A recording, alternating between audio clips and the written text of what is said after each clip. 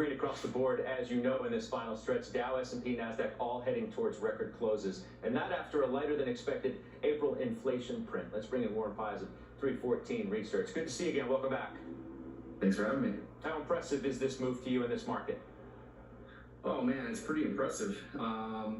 We try to do a tactical underweight for equities back coming into Q2, and after watching Powell's press conference, we rolled that back and got back market weight. And so we were pretty bullish coming into the year, and saw potential for this, but still, it's impressive to watch it happen.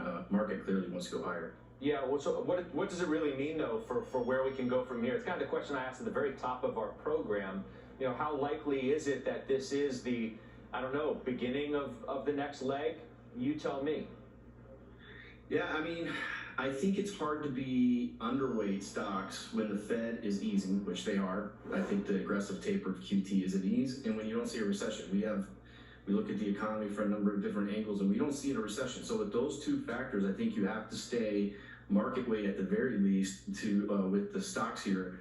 But I'm a little skeptical of how this summer is going to play out, and that's really back to the inflation data. I think that the Fed and the market is assuming there are factors in that data, specifically shelter, that are going to roll over as we get through the year. And when you really dig into the details and look at the housing market and what's happening coming off the back of the big rally in stocks and falling yields, I don't expect that. I don't think that the markets, the Fed's going to get their inflation target because of shelter. And so I think that's the one area where the market has it wrong, and that's what I would expect to be the stumbling block. But we can definitely go higher before that. Then you would think that the chair himself has it wrong, because he sort of underscored recently, too, that he thinks it's so much of a lagging indicator that it's going to be coming down and will become more favorable and will help inflation get back towards target.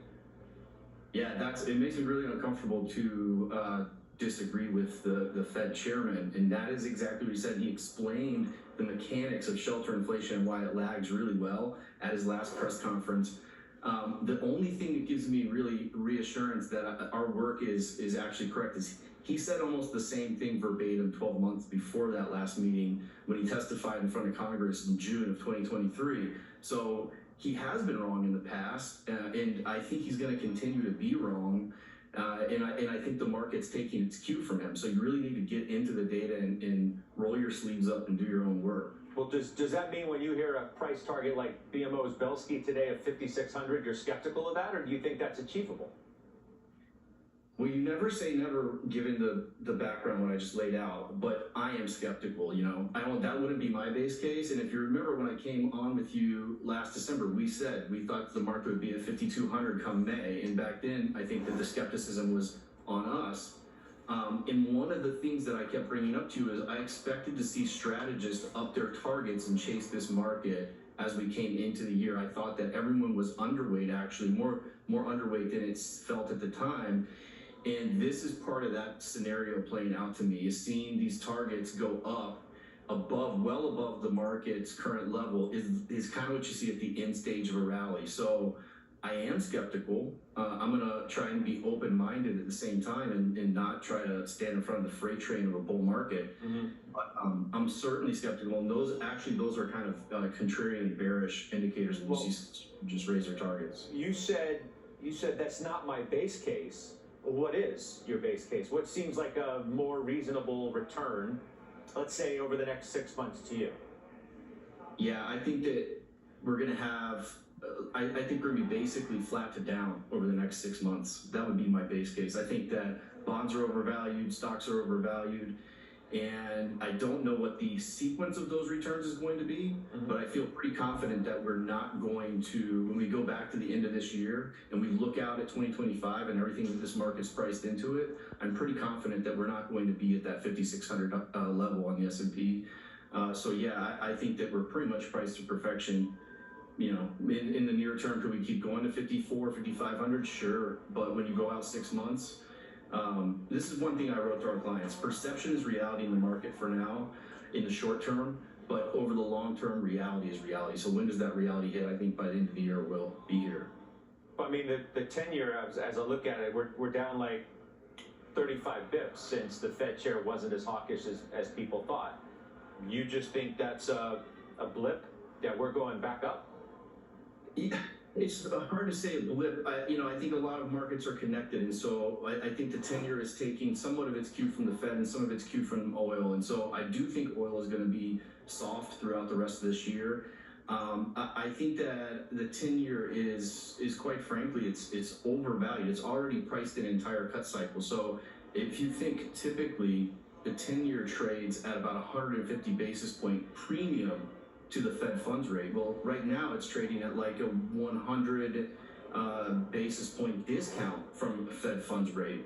So it's already discounting an entire cut cycle, which I think is going to be long in coming. So the only value you get in buying bonds here is if we get a recession.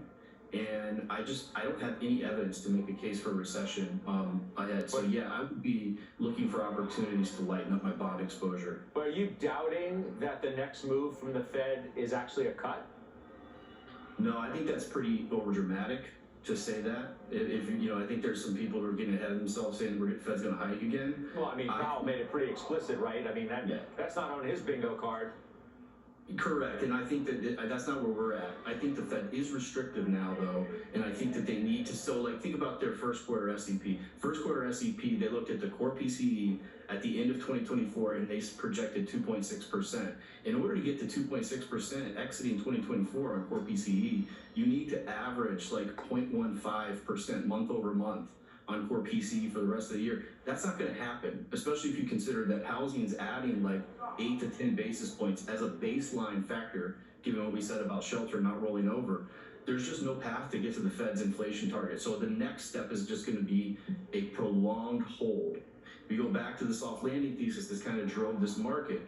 Soft landings are characterized by short pauses from the Fed. So 3 to 7 months is what we've seen historically. We could be on pause this entire year going back to last July. That'd be an 18-month pause. That's when bad things happen. You stay at restrictive territory for that long. You can't predict it, but that's when bad things start to happen in the economy and the markets. Which is why I think they're kind of itching to cut just when they think the time is right. To be continued. I appreciate the conversation, Warren, very much. We'll talk to you soon. Thanks for having me on. All right.